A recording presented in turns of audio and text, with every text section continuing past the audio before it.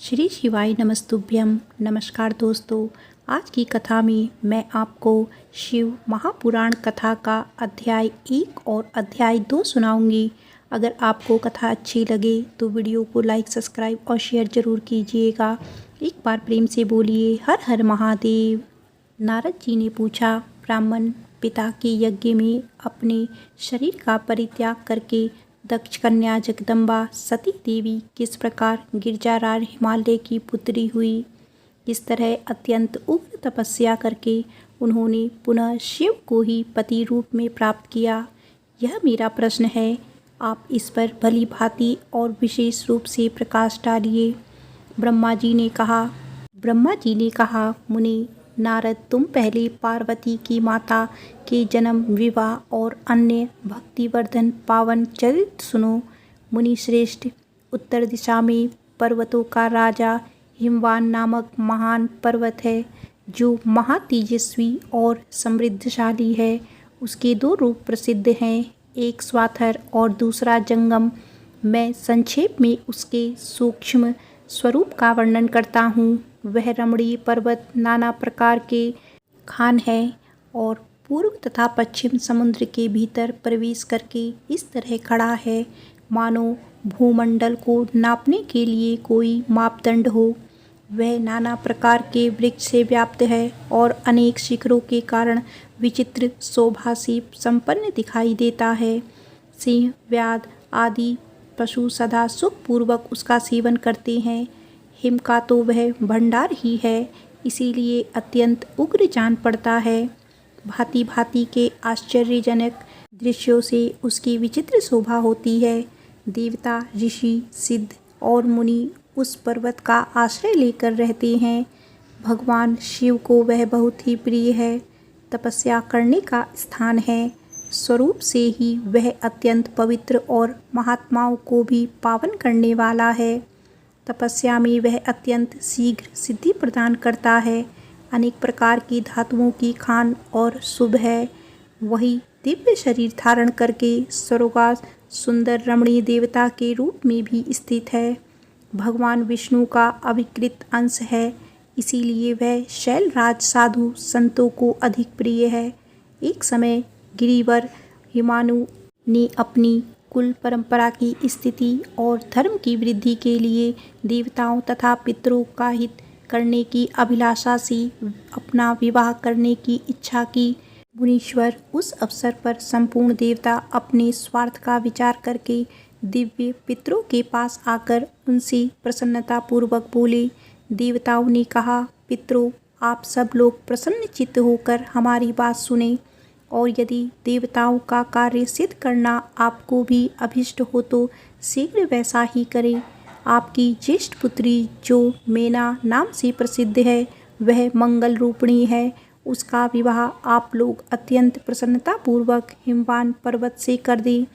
ऐसा करने पर आप सब लोगों को स्वतः महान लाभ होगा और देवताओं के दुखों का निवारण भी पग पग पर होता रहेगा। देवताओं की यह बात सुनकर पितरों ने परस्पर विचार करके स्वीकृति दे दी और अपनी पुत्री मेना को विधि पूर्वक हिमालय के हाथ में दे दिया।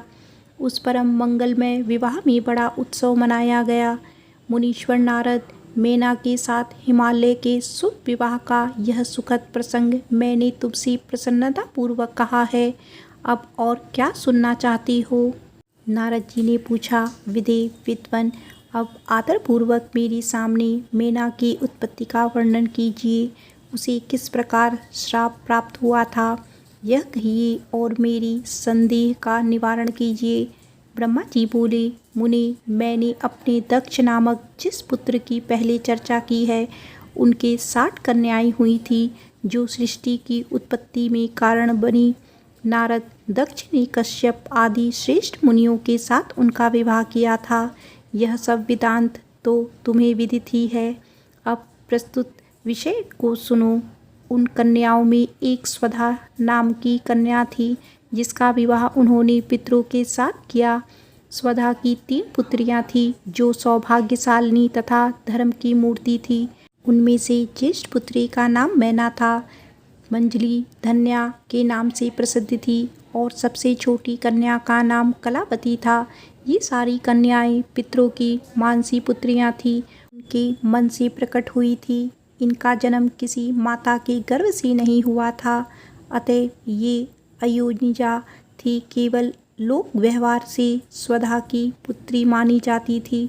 इनके सुंदर नामों का कीर्तन करके मनुष्य संपूर्ण अभिष्ट को प्राप्त कर लेता था। ये सदा संपूर्ण जगत की वंदनीय लोक माताएं हैं और उत्तम अभ्युदय से सुशोभित रहती हैं। सब की सब परम योगिनी, ज्ञान निधि तथा तीनों लोकों में सर्वत्र जा करने वाली हैं। मुनीश्वर, एक समय वे तीनों बहनें भगवान विष्णु के निवास स्थान श्वेतद्वीप में उनका दर्शन करने के लिए गई। भगवान विष्णु को प्रणाम और भक्तिपूर्वक उनकी स्तुति करके वे उन्हीं की आज्ञा से वहां ठहर गई। उस समय वहां संतों का बड़ा भारी समाज एकत्र हुआ था। मुनि, उसी अवसर पर मेरे पुत्र सनकादि सिद्धगण भी वहां गए थे और श्री हरि की स्तुति वंदना करके उन्हीं की आज्ञा से वहां ठहर गए। सनकादि मुनि देवताओं के आदि पुरुष और संपूर्ण लोगों में वंदित हैं। वे जब वहां आकर खड़े हुए उस समय श्वेतद्वीप के सब लोग उन्हें देख प्रणाम करते हुए उठकर खड़े हो गए, परंतु ये तीनों बहनें उन्हें देखकर भी वहां नहीं खड़ी हुई। इससे सनत कुमार ने उनको स्वर्ग से दूर होकर नर स्त्री बनने का श्राप दे दिया। फिर उनके प्रार्थना करने पर वे प्रसन्न हो गए और बोले। सनत कुमार ने कहा, पितरों की तीनों कन्याओं, तुम प्रसन्नचित्त होकर मेरी बात सुनो। यह तुम्हारे शोक का नाश करने वाली है और सदा ही तुम्हें सुख देने वाली है। तुम में से जो श्रेष्ठ है वह भगवान विष्णु की अंशभूत हिमालय गिरी की पत्नी हो। उससे जो कन्या होगी वह पार्वती के नाम से विख्यात होगी। पितरों की दूसरी प्रिय कन्या योगिनी धन्या राजा जनक की पत्नी होगी। उनकी कन्या के रूप में महालक्ष्मी अवतीर्ण होगी, जिनका नाम सीता होगा। इसी प्रकार पितरों की छोटी पुत्री कलावती द्वापर के अंतिम भाग में विश्वानु वैश्य की पत्नी होगी और उनकी प्रिय पुत्री राधा के नाम से विख्यात होगी। योगिनी मेनका पार्वती के वरदान से अपने पति के साथ उसी शरीर से कैलाश नामक परम पद को प्राप्त होगी। धन्या तथा उनके पति जनक कुल में उत्पन्न हुए जीवन मुक्त महायोगी राजा शीरध्वज लक्ष्मी स्वरूपा सीता के प्रभाव से वैकुंठ धाम में जाएंगे। वृषभानु के साथ वैवाहिक मंगलकृत संपन्न होने के कारण जीवन मुक्त योगिनी कलावती भी अपनी कन्या राधा के साथ गोलोक धाम में जाएंगी। इसमें संशय नहीं है। विपत्ति में पड़े बिना कहाँ किसी की महिमा प्रकट होती है। उत्तम कर्म करने वाले पूर्णात्मा पुरुष को संकट जब टल जाता है तब उन्हें दुर्लभ सुख की प्राप्ति होती है। अब तुम लोग प्रसन्नता पूर्वक मेरी दूसरी बात भी सुनो, जो सदा सुख देने वाली है। मीना की पुत्री जगदम्बा पार्वती देवी अत्यंत दुहस्त तप करके भगवान शिव की प्रिय पत्नी बनेंगी। धन्या की पुत्री सीता भगवान श्री राम की पत्नी होंगी और लोकाचार का आश्रय ले श्री राम के साथ विवाह करेंगी। साक्षात गोलोक धाम में निवास करने वाली राधा ही कलावती की पुत्री होगी। वे गुप्त स्नेह में बंधकर श्री कृष्ण की प्रियतमा बनेंगी। ब्रह्मा जी कहते हैं, नारद इस प्रकार श्राप के ब्याज से दुर्लभ वरदान देकर सबके द्वारा प्रशंसित भगवान संत कुमार मुनि भाइयों सहित वहीं अंतर्ध्यान हो गए। तात पितरों की मानसी पुत्री वे तीनों बहनें इस प्रकार शाप मुक्त हो सुख पाकर तुरंत अपने घर को चली गई। शिव पुराण कथा का पहला और दूसरा अध्याय समाप्त होता है। एक बार प्रेम से बोलिए ओम नमः शिवाय। आइए अब सुनते हैं शिव पुराण कथा का तीसरा अध्याय। नारद जी बोले, महामती, आपने मेना के पूर्व जन्म की यह शुभ एवं अद्भुत कथा कही है। उनके विवाह का प्रसंग भी मैंने सुन लिया। अब आगे के उत्तम चरित्र का वर्णन कीजिए। ब्रह्मा जी ने कहा, नारद, जब मैना के साथ विवाह करके हिमवान अपने घर को गई तब तीनों लोकों में बड़ा भारी उत्सव मनाया गया। हिमालय भी अत्यंत प्रसन्न हो मेना के साथ अपने सुखद सदन में निवास करने लगे। मुनि उस समय श्री विष्णु आदि समस्त देवता और महात्मा मुनि गिरिजाराज के पास गए। उन सब देवताओं को आया देख महान हिमगिरि ने प्रसन्नतापूर्वक उन्हें प्रणाम किया और अपने भाग्य की सराहना करते हुए भक्ति भाव से उन सबका आदर सत्कार किया। हाथ जोड़ मस्तक झुकाकर वे बड़े प्रेम से स्तुति करने को उद्धत हुए। शैलराज के शरीर में महान रोमांच हो आया, उनके नेत्रों से प्रेम के आंसू बहने लगे। मुनि हिमशैल ने प्रसन्न मन से अत्यंत प्रेम पूर्वक प्रणाम किया और विनीत भाव से खड़े हो श्री विष्णु आदि देवताओं से कहा। हिमाचल बोले, आज मेरा जन्म सफल हो गया, मेरी बड़ी भारी तपस्या सफल हुई, आज मेरा ज्ञान सफल हुआ और आज मेरी सारी क्रियाएं सफल हो गई। आज मैं धन्य हुआ, मेरी सारी भूमि धन्य हुई, मेरा कुल धन्य हुआ, मेरी स्त्री तथा मेरा सब कुछ धन्य हो गया। इसमें संशय नहीं है, क्योंकि आप सब महान देवता एक साथ मिलकर एक ही समय पर पधारे हैं। मुझे अपना सेवक समझकर प्रसन्नता पूर्वक उचित कार्य के लिए आज्ञा दें। हिमगिरि का यह वचन सुनकर वे सब देवता बड़े प्रसन्न हुए और अपने कार्य की सिद्धि मनाते हुए बोले। देवताओं ने कहा, महाप्राज्ञ हिमाचल, हमारा हितकारक वचन सुनो। हम सब लोग जिस काम के लिए यहाँ आए हैं उसे प्रसन्नता पूर्वक बता रहे हैं। गिरिजाराज, पहली जो जगदम्बा उमा दक्ष कन्या सती के रूप में प्रकट हुई थी और रुद्रपरी होकर दीर्घ काल तक इस भूतल पर कीड़ा करती रही, वे ही अंबिका सती अपने पिता से अनादर पाकर अपनी प्रतिज्ञा का स्मरण करके यज्ञ में शरीर त्याग अपनी परम धाम को पधार गई। हिमगिरि, वह कथा लोक में विख्यात है और तुम्हें भी विदित है। यदि वे सती पुनः तुम्हारे घर में प्रकट हो जाए तो देवताओं का महान लाभ हो सकता है।